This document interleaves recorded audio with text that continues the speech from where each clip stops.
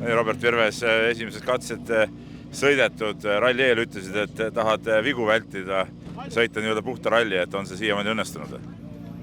Suures plaanis jah, aga jällegi ma ütleks, et ei saa ikkagi väga rahul olla, et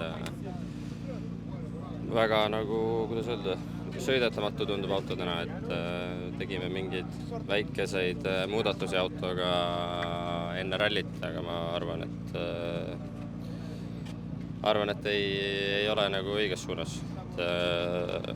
Iseenesest ei midagi suurt, aga auto balanss on selline, et aeglastes kurvides vahet ei ole, mismoodi proovid või ei proovi, aga ei saa keerama. Et kui tee peal rohkem ruumi on, siis on natuke lihtsam, et siis on nagu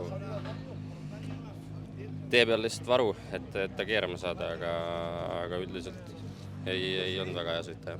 Saad siin ralli käigus nüüd kooldusalal natuke kohendada seda? Jah, iseenesest nagu ma ütlesin, et tegelikult ei ole suur nagu muudatus olnud, aga nüüd me teeme mingi muudatuse ja tahaks loota, et aitab kaasa. No kuidas sama nagu selles suhtes tempoga rahul oled, et WRC 2 punkti peale sõitvast metsast oled praegu 5, et no see ei ole seda arvestades ju tegelikult ju halb?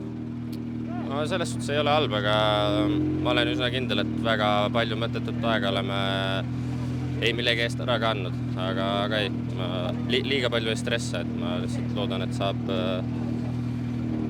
saaks selle osakonna natuke paremaks, et oleks omal ka nauditavam sõita. No sõidad suhteliselt taga tegelikult praegu võistlejate rivis. Kuidas need teed sinu läbimise ajaks on ja nüüd teine läbimine tuleb ka, et kuidas need olud on seal üldse? Teine läbimine kindlasti on rohkem katki, aga praegu oli, ma arvan, väga okei. Tee polnud katki ja